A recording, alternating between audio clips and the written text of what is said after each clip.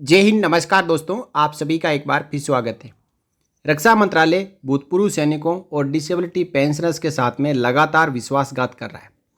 जहां एक तरफ एक सैनिक देश की रक्षा करते हुए लो मेडिकल कैटेगरी होता है और परमानेंट एलएमसी होते हुए सेना से सेवानिवृत्त होता है और रिलीज मेडिकल बोर्ड के समय उसके जो परसेंटेज ऑफ डिसेबलमेंट है उनको कम कर दिया जाता है और उसको डिसेबिलिटी पेंशन से वंचित कर दिया जाता है। अब एक ऐसा ही फैसला एफटी चंडीगढ़ से आया है जिसमें यह कहा गया है कि मेडिकल कैटेगरी बोर्ड के निर्णय को रिलीज मेडिकल बोर्ड बदल नहीं सकता। यानी कि findings of medical categorisation board can not be displaced by release medical board as their roles are different. तो आइए इस फैसले को लेकर हम इस वीडियो में चर्चा करते हैं। द ट्रिब्यून की 2 अगस्त 24 की खबर के अनुसार findings of medical categorisation board can not be displaced by release medical board as their roles are different rules armed forces tribunal. यानी आर्म्ड फोर्सेस ट्रिब्यूनल ने कहा कि जो इनिशियल मेडिकल कैटेगरी बोर्ड होता है उसकी फाइंडिंग्स को रिलीज मेडिकल बोर्ड नहीं बदल सकता। चलिए बात करते हैं फैसले की। The armed forces tribunal has held that the finding of a medical categorization board cannot be displaced by a release medical board as both perform different functions under different circumstances. Medical categorization board is held to determine the level of physical and medical fitness of an individual and place him or her in the appropriate medical category during service। यानी service के दौरान किसी जवान जैसे अधिकारी को कोई शारीरिक प्रॉब्लम हो जाती है तो मेडिकल कैटेगरी बोर्ड उसके बीमारी को एसेस करता है, चेक करता है, जांच करता है और उसके बाद उसको लो मेडिकल कैटेगरी में करना हो तो करता है और डिसेबिलिटी परसेंटेज भी जारी करता है। Which has an implication on A persons employability and future promotions. यदि कोई लो मेडिकल कैटेगरी ऐसी कैटेगरी में हो जाता है जिसमें आगे प्रमोशन नहीं है तो उसका प्रमोशन नहीं हो पाता और साथ ही साथ एम्प्लॉयबिलिटी रेस्ट्रिक्शंस भी लागू हो जाती है। आर्मी ऑर्डर 2001 के मुताबिक अलग अलग मेडिकल कैटेगरी के अनुसार अलग अलग एम्प्लॉयबिलिटी रेस्ट्रिक्शंस लगाई हुई है। जैसे कि कोई पर्टिकुलर मेडिकल कैटेगरी में है तो वो हाई एल्टीट्यूड में पोस्टिंग नहीं जा सकता या फिर उसके जो ड्यूटी की रेस्ट्रिक्शंस है ये सब चीज़ें आर्मी ऑर्डर में दी हुई है। While release medical board is held at the time of living service to assess the individual's medical condition. Release medical board एक जेसीओ जवान अधिकारी के रिटायरमेंट के समय उसकी मेडिकल कंडीशन को चेक करता है।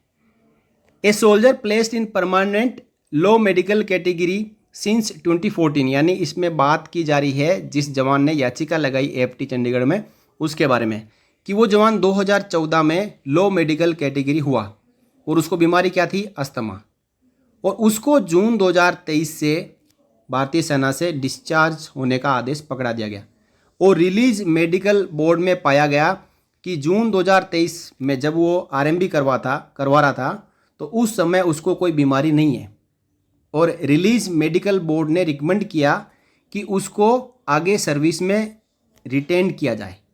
यानी उसको रिटायरमेंट ना भेजा जाए, उसको आगे भारतीय सेना में नौकरी करवाई जाए, जिसको कि यहाँ पे रिजेक्ट कर दिया गया है।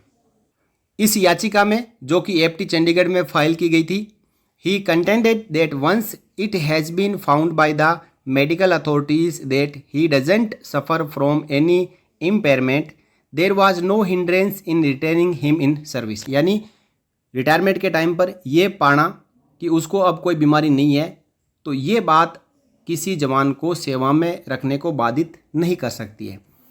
एफटी बेंच ने कहा, कंप्राइजिंग जस्टिस सुधीर मित्तल और and administrative member Rashika Chaubey, observe that there was no dispute that the petitioner was in permanent low medical category. यानी इस बात में कोई दो राय नहीं है कि जवान परमानेंट लो मेडिकल कैटेगरी में था। And after his medical category was downgraded in 2014 he had been subjected to periodic recategorization by the medical board. 2014 में जब इसको परमानेंट लो मेडिकल कैटेगरी किया गया तो इसका 2016, 2018, 2020 और 2022 में परमानेंट लो मेडिकल कैटेगरी होने के कारण रीकैटेगराइजेशन मेडिकल बोर्ड हुआ है। The RMB is finding that the he doesn't suffer from any impairment is based on the physical condition at the time of examination. यानी जो रिलीज मेडिकल बोर्ड ने finding दी है retirement के टाइम पर कि अब उसको किसी भी प्रकार की समस्या नहीं है, यानी एनी इम्पेयरमेंट, किसी भी प्रकार का उसको शारीरिक बीमारी नहीं है। However same can not prevail over the findings of medical category board. RMB का ये कहना कि उसको बीमारी नहीं है, उसको सेवा में रखा जाए, तो इसका मतलब ये नहीं है कि मेडिकल कैटेगरी बोर्ड ने जो लिखा है वो गलत है। This is because RMB and MCB perform different functions and different parameters are taken into consideration by each of them the bench set. Bench ने कहा आरएमबी का काम अलग है और मेडिकल कैटेगराइजेशन बोर्ड का काम अलग है। दोनों का काम अलग अलग होने की वजह से ही ये अलग अलग परफॉर्म किया जाता है। और आरएमबी का ये कह देना कि उस जवान को कोई बीमारी नहीं है, उससे आगे सेना में नौकरी करवाओ, तो ये सही नहीं है। मेडिकल कैटेगराइजेशन बोर्ड ने उसको हमेशा जब जब उसका 2 साल के बाद में रिकेट हुआ है तो उसमें यह कहा गया कि उसको समस्या अभी भी है, तभी उसका अगले 2 साल के लिए वापस उसको एलएमसी रखा जा रहा था। और LMC permanent low medical category होने के कारण ही उसका जो है एलएमसी के तहत रिटायरमेंट ऑर्डर आया। और आरएमबी के में ये कह देना कि उसको बीमारी नहीं है, अब उसको रखा जाए, तो ये बात एएफटी ने कहा कि हमारे को मंजूर नहीं है। The bench also observe that physical impairment is dependent on environmental conditions when experiencing adverse environmental conditions a patient is likely to exhibit symptoms. यानी जो फिजिकल इम्पेयरमेंट है वो एनवायरमेंटल कंडीशन के ऊपर डिपेंड करता है। Accordingly, even if the petitioner was found to be fit at the time of release medical board, it doesn't imply that the medical category has been upgraded। बहुत अच्छी बात कही है कि रिलीज मेडिकल कैटेगरी बोर्ड कहता है कि अब पेशेंट फिट है, तो इसका मतलब ये नहीं है कि उसकी जो लो मेडिकल कैटेगरी है उसको अपग्रेड कर दिया गया है। मान लो कि वो P2 परमानेंट है और आरएमबी कहता है कि अब वो सही है, तो क्या उसको P2 परमानेंट से सेफ 1 किया गया? नहीं। Thus even if RMB is taken into consideration it would not result in displacing MCB the bench rule. Finally जो यहाँ पे फाइंडिंग ये था एफटी बेंच का कि आरएमबी का जो भी कंसिडरेशन है वो उनका कंसिडरेशन है। इसका मतलब ये नहीं है कि उन्होंने मेडिकल कैटेगरी बोर्ड के नियमों को चेंज कर दिया। जो मेडिकल कैटेगराइजेशन बोर्ड ने लिखा है वो वैसे ही रहेगा। उनके अनुसार वो परमानेंट लो मेडिकल कैटेगरी है और वो सेना से एलएमसी होते हुए डिस्चार्ज होने का उसको अधिकार है जवान को, और उसका डिस्चार्ज ऑर्डर भी इसी के तहत आया। दोस्तों ये सब कुछ क्यों हुआ?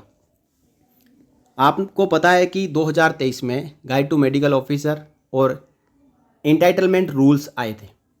इन रूल्स में यही लिखा है कि कोई जवान जब लो मेडिकल कैटेगरी है और उसको रिटायरमेंट भेजा जा रहा है तो उस समय एक रिव्यू बोर्ड होगा, वो आरएमबी के तहत होगा। यदि उसमें यह कह दिया गया कि ये जवान अब फिट है तो उसको आगे सर्विस में एक्सटेंशन दिया जाएगा। लेकिन ये जवान सेना में नौकरी नहीं करना चाह रहा था, एलएमसी होते हुए सेना से वो जाना चाह रहा था, तो उसने एएफटी का दरवाज़ा खटखटाया। अब इस जवान को न्याय मिला और ये सेना से सेवानिवृत्त एलएमसी रहते हुए होगा। अब दोस्तों बड़ी बात है कि इसमें निकल के आई है कि जो मेडिकल कैटेगरी बोर्ड ने जो बात कही है वो बात फाइनल है।